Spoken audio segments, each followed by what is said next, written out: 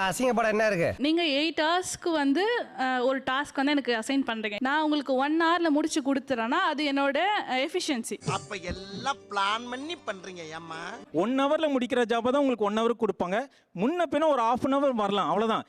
8 hour ஜாபை நான் 1 ஹவர்ல முடிச்சிட்டேன், which is impractical. அந்த மாதிரி கிடையாது. எப்படி சார் இவ்வளவு கரெக்டா சொல்றீங்க? எப்படி? என்னோட ஆர்கனைசேஷன் அதுக்கு அடாப்ட் ஆகாதனால நீ உன்னோட 8 ஹவர்ஸ் ஒர்க்கை 5-6 ஹவர்ஸ்ல முடிச்சாலும் 8 ஹவர்ஸ் வரைக்கும் நீ எனக்கு கணக்கு காமி. அந்த மாதிரி தான் சார் இருக்கு.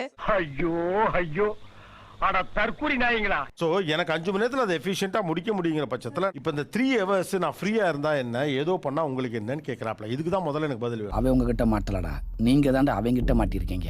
இல்ல சார், ஃப்ரீயா இருக்கிறத பத்தி ஒன்றும் இல்லை. அப்படி எல்லாரும் கொஞ்சம் கொஞ்சம் டைமை சேவ் பண்ணிட்டே வந்து ஃப்ரீயாவே இருந்தோம்னா ஆர்கனைசேஷனோட ஓவரால் கோல் எப்படி வந்து முன்னாடி போகும்? இதுவல்லவா லட்சியம். அப்ப கம்பெனி ஷேர் பிரைஸ் வளரல, கம்பெனி ப்ராஃபிட் வரலன்னா நீங்க கேட்கற சம்பளம் எப்படி கொடுக்க முடியும்? நீங்க கேட்கற இந்த கலை நிகழ்ச்சிகள் எப்படி நாங்க நடத்த முடியும்? எல்லாமே பண்ண முடியாதுல்ல. நீங்க தனிநபரா உங்களை நினைச்சுக்கிறீங்க. ஏன் வேலையை நான் முடிச்சிட்டேன்ல. நீங்க எல்லாருமா சேர்ந்து அடுத்தடுத்த கட்டத்துக்கு ஒர்க் பண்ணிட்டே இருந்தாதான் கம்பெனி பெருசாகும். நாட்டாம தான்.